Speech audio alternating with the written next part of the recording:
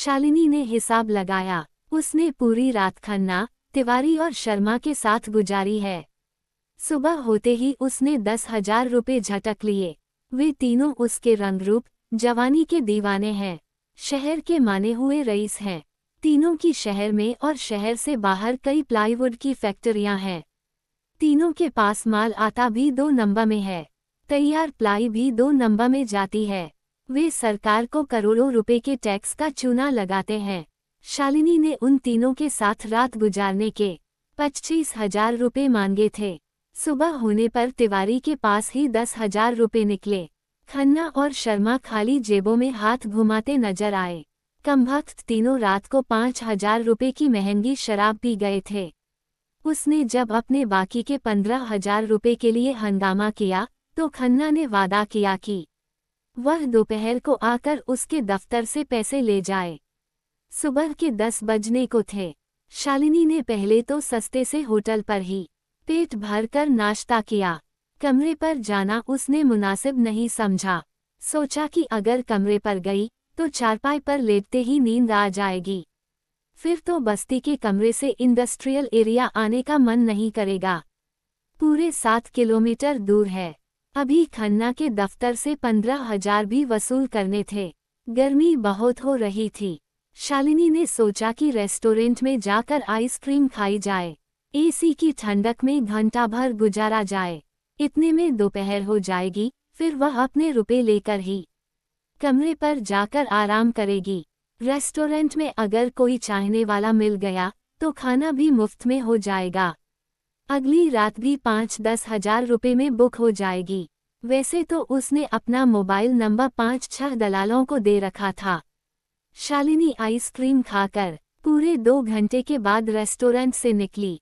अगली 2 रातों के लिए एडवांस पैसा भी मिल गया था, पूरे 5,000 रुपये। मोबाइल में समय देखा तो दोपहर के 1 बजने को था। शालिनी रिक्शा पकड़कर खन्ना के दफ्तर पहुंचना चाहती थी। शहर के चौराहे पर रिक्शे के इंतजार में थी कि तभी थानेदार जालिम सिंह ने उसके सामने गाड़ी रोक दी। थानेदार जालिम सिंह को देख शालिनी ने निगाहें घुमा ली, मानो उसने पुलिस की गाड़ी को देखा ही न हो।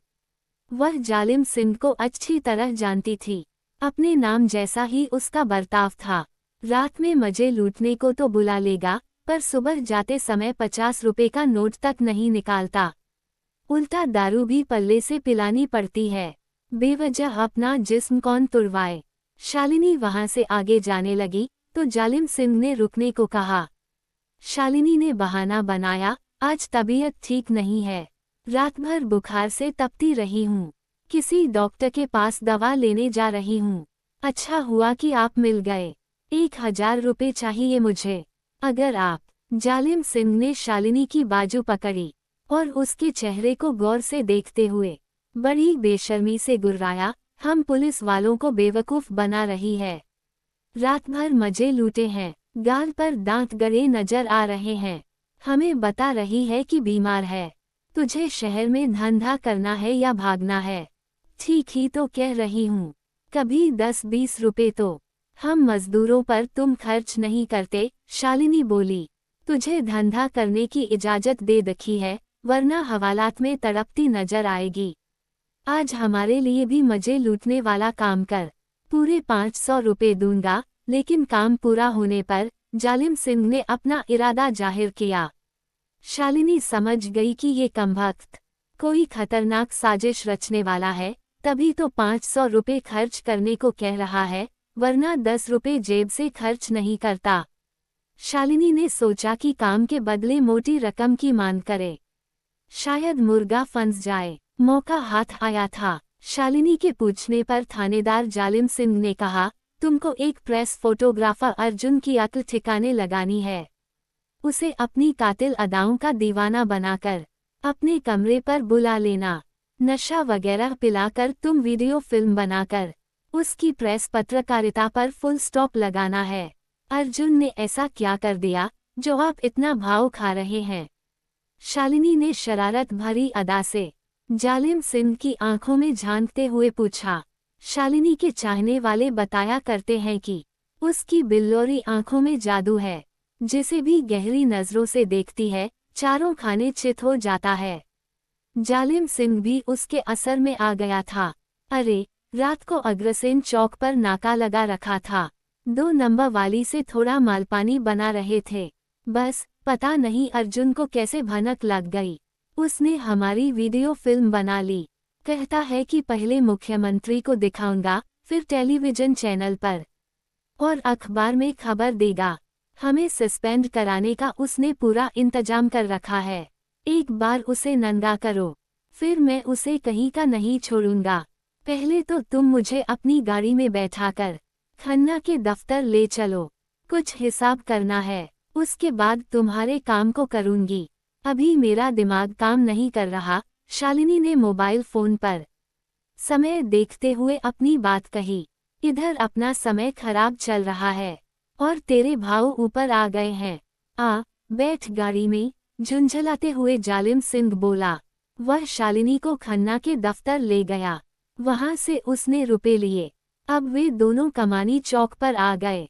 तुम अर्जुन को जानती हो ना? जालिम सिंह ने पूछा। हाँ, वही प्रेस फोटोग्राफर जिसने पिछले महीने पुलिस चौकी में हुए बलात्कार की वीडियो फिल्मी चैनल पर दिखाकर तहलका मचा दिया था। शालिनी ने मुस्कुराते हुए उसके कारनामे का बखान किया तो जालिम सिंह भद्दी सी गाली बकते हुए गुर्राया। तू पहले उसे अपने जाल में फंसा, फिर तो उसकी जिंदगी जेल में कटेगी। इस काम के मैं पूरे 50,000 रुपये लूंगी और 10,000 रुपये एडवांस। शालिनी ने अपनी मांग रखी तो जालिम सिंह उछल पड़ा। अरे, कुछ तो लिहाज कर, तू हमें जानती नहीं। लिहाज करके ही तो 50,000 रुपये मांगे हैं।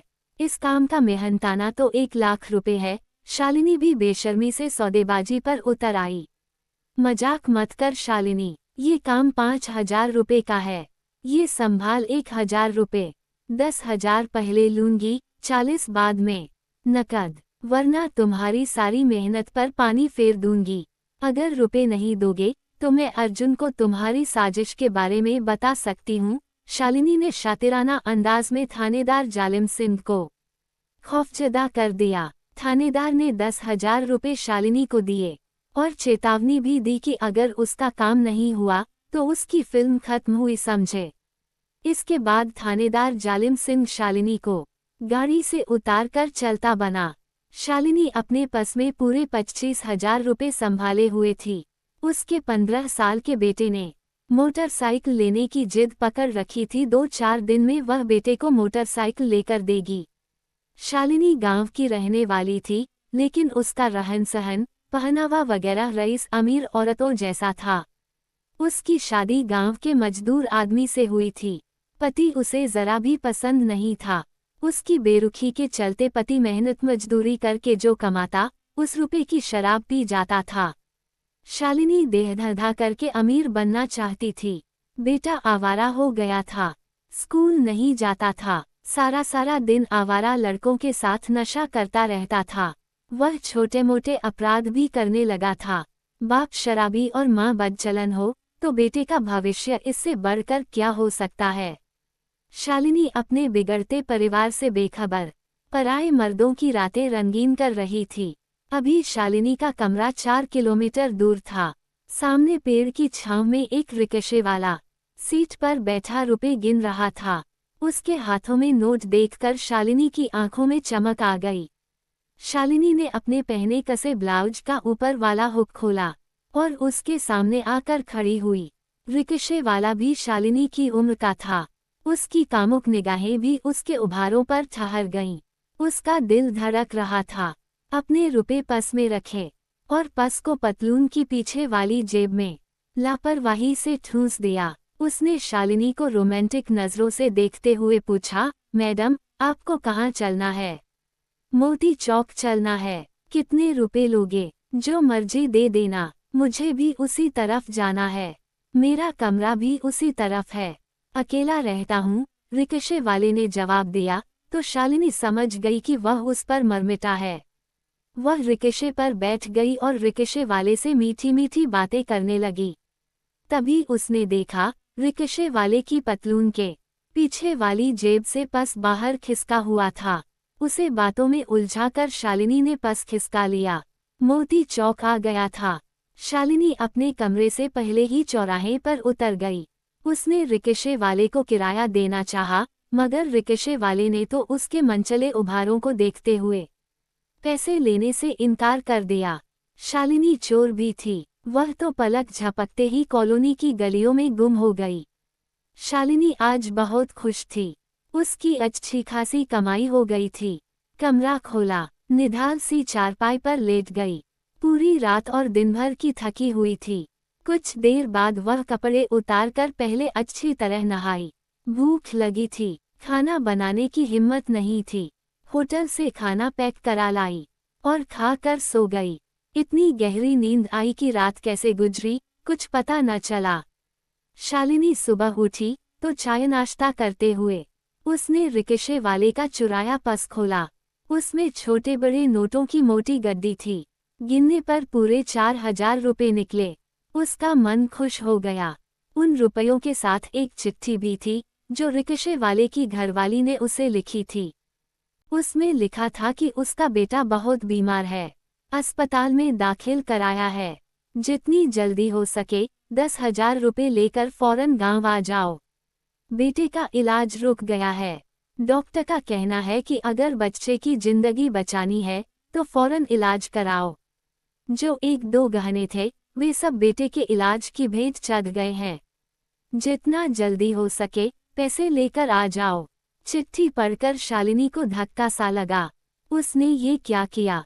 लालच में आकर उसने एक मजदूर आदमी की जेब काटकर उसके मासूम बेटे की जिंदगी को मौत के दलदल में धकेल दिया। पता नहीं उसके बेटे का क्या हाल होगा। वह अपने बेटे को मोटरसाइकिल लेकर देने के लिए उल्टे सीधे तरीके से पैसा इकट्ठा कर रही है। ये पाप की कमाई न जाने कैसा असर दिखाएगी। शालिनी ने रिक्शे वाले को तलाश कर उसके रुपए वापस देने का मन बना लिया। वह यहाँ तक सोच रही थी कि उस गरीब को 10,000 रुपये देगी ताकि उसके बेटे का इलाज हो सके। शालिनी सारा दिन पागलों की तरह रिक्शे वाले को ढूंढती रही मगर वह नहीं मिला। जैसे कि वह रिक्शे वाला शहर से गायब हो गया था। थानेदार जालिम सिंह का कितनी बार फोन आ चुका था। वह बार बार धमकी दे रहा था कि उसका काम कर, नहीं तो उसे टपका दिया जाएगा। मगर शालिनी ने थानेदार जालिम सिंह की धमकी को ठोकर पर रखा। वह जानती थी कि जालिम सिंह उसका कुछ नहीं बिगाड़ सकता, उल्टा प्रेस फोटोग्राफर को बलात्कार के अपराध में फंसाने की सुपारी देने का मामला बनवा देगी। 2 दिन से शालिनी ने अपना धंधा पानी भी बंद कर रखा था। उसके कितने चाहने वालों के फोन आ चुके थे। उसने सबको नमे जवाब दे दिया था। उसने तीसरे दिन भी रिक्शे वाले को तलाश करने की मुहिम जारी रखी। उस दिन उसने अखबार में खबर पढ़ी कि थानेदार जालिम सिंह को 2 नंबर का सामान लाने वाली से वसूली करने के आरोप में सस्पेंड कर दिया गया। अखबार में पत्रकार अर्जुन की खोजी पत्रकारिता की तारीफ हो रही थी।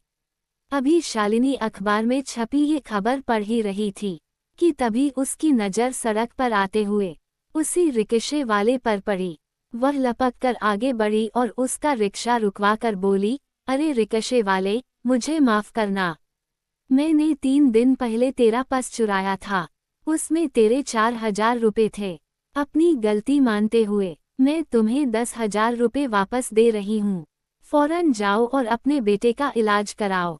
रिक्शा वाला खामोशी से उसकी तरफ देखता रहा। जबान से कुछ नहीं बोला।